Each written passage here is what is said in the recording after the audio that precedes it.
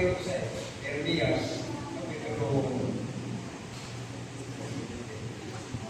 14, babasahin mo na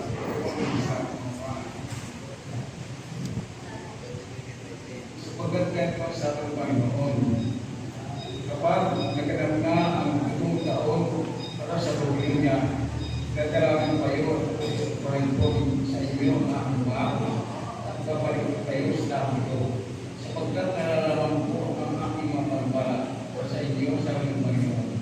Mga pangbala para sa kapuputi at hindi isipin sa samahan upang bigyan kayo ng pinagpasan at pagkasan. At kayo tatawag sa akin at kayo naglalangin sa akin at iringin kayo. Hanapin ninyo ako at ako matatakbuhan pag pinanatay niyo ako. Ako inyong matatakbuhan na sa mga pagkalit ko ang inyong pangaimanan at itipunin sa lahat ng mga bansa at sa lahat ng damon na pinaggawa sa inyo sa mga Panginoon.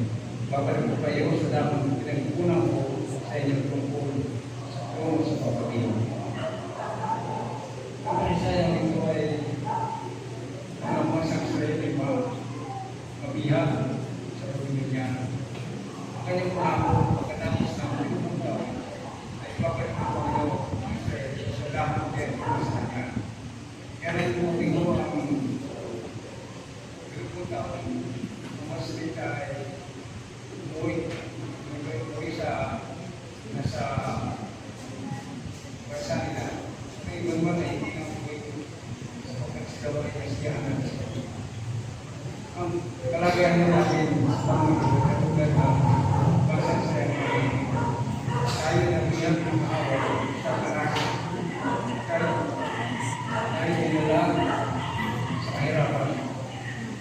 Sumatang po ang Panginoon ay nagbuhat ng Kristo ay lumipang ako at siya ay tayo ay pinubos niya ay linis sa aming kasalanan at tayo ay kinala ng Diyos sa atin sa pananamagkain ko. At sabi ko sa sulat ito,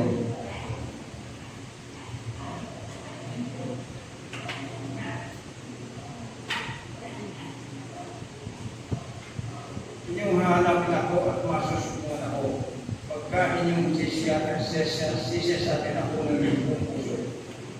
At sabi ko, pagka hahanapin natin ang Panginoon at sisya sa atin natin siya ng ating buong puso. At sabi ko, kinakailangan hanapin natin ang Diyos na mayroong buong puso. Pero ibig sabihin ng buong puso.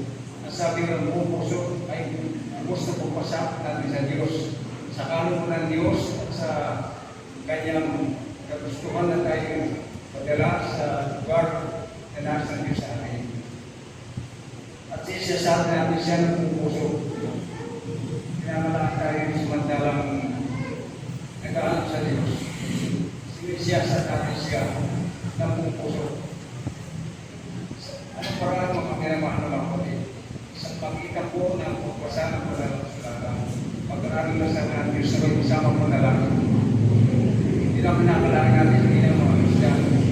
Sapagkat nais ng Diyos na magkaroon tayo ng ayos. At sabi rito ay ang buong puso ay kailangan makikita sa Diyos kung hindi ay hindi mangyayari sa atin ang pagbabago. Nasa pamagitan ay nasabulit tayo sa kanyang wangis sa tungo ay mga tayo sa Diyos. Idal na lang pala-script ng ating kalagayan sa ganitong pangusap. Sabi rito, tayo mamamatay dahil sa inyong mapagsalasa at ang mga kasalanan. Tayo mga minamanaw sa kalagayan natin, yung tayo hindi mo nakakilala ng Tuhanan. Tayo mamamatay dahil sa ating pagsalasang mga kasalanan na ating ginawa sa harap ng Panginoon. Ang wika ng Diyos ay upang matupad ang kanyang pangako sa atin, dapat tayo sumunod sa mga pangako ng Diyos, sa mga pinag-utos ng Diyos. Dapat natin siya sa atin siya at ng buong puso. Ang pagkikigbaka sa sarili ay siyang pinakamalaki sa lahat ng pagkipaglaban. Parang pagpagbaka natin sa ating sarili, pinakamalaki ang pagpaglaban natin sa ating sarili. Sa kaaway. Hindi ang kaaway natin ang ating pinakaaway. pagkiamin po ang ating sarili mga unaman po. Kaya nagwanay, kaya may kita kagubay po hindi natin matakalo ang ating sarili. At ang ibig sabihin mo mga pinamahal mo. Sapagkat tayo ay sabi, ang sarili natin ang siyang pinakamaking kaaway, pinakamalaki at nakapaglaban natin. Sabi rin, kailangan natin ganap, masupil ang ating sarili sa mga ginagawa natin sa araw-araw. Kahit kung kamisan ay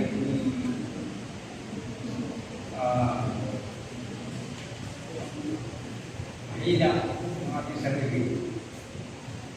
Sabi rito, ang ating sarili po ay ang pamahalaan ang pakipaglaban na sarili sa Diyos na sinusuko.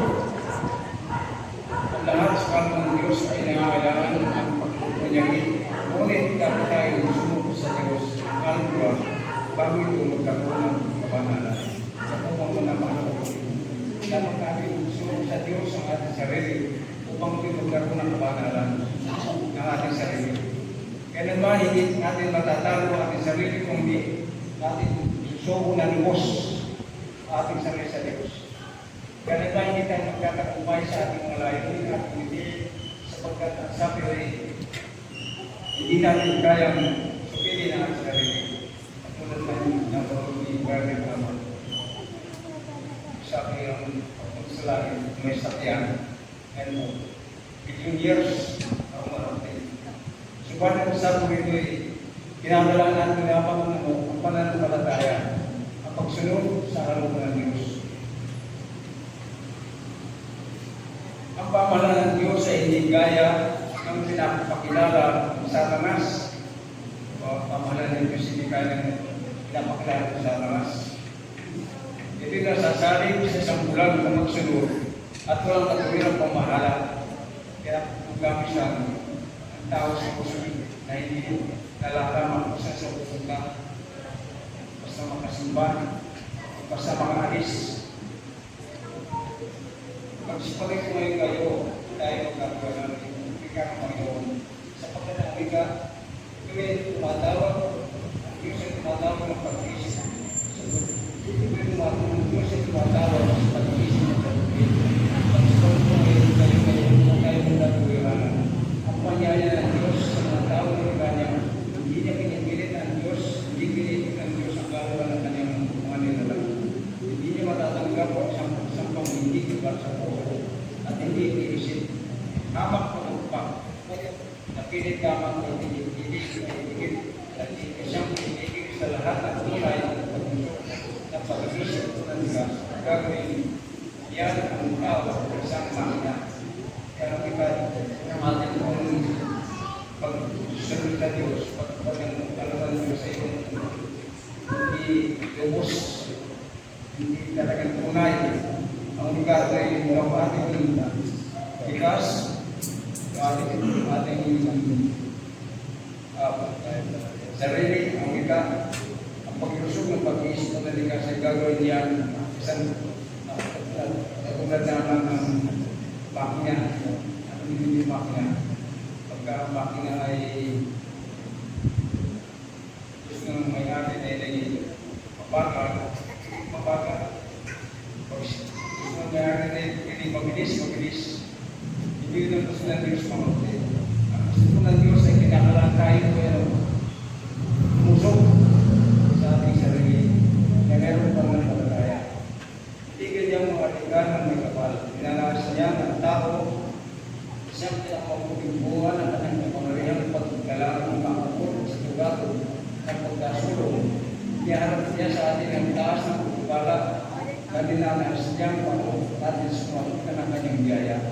Ganyan na tayong ibigay natin sa kanya ang ating mga sarili upang makuha niya sa atin ang kanyang kaluwan. Tayo ang pinamimili, iyan kung ibig natin umayan mula sa pagkakilig sa kasalanan at magdamo ng malulating kalayaan ng mga anak ng Diyos.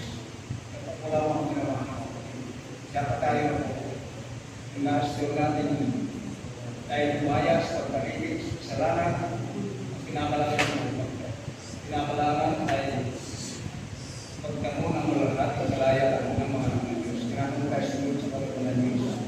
sa ating sarili. Sapagkat kung sa ating sarili tayo susundin ang hinggan, ang gustuhan ng ating sarili, tayo hindi magkakagumpay sa kalungan. Kaya naman ay tayo ay pag-ibig. So, bigay natin ang ating mga sarili sa Diyos at inamalakiwan natin lahat ng bagay na sa atin ang mag-iibay sa Kanya.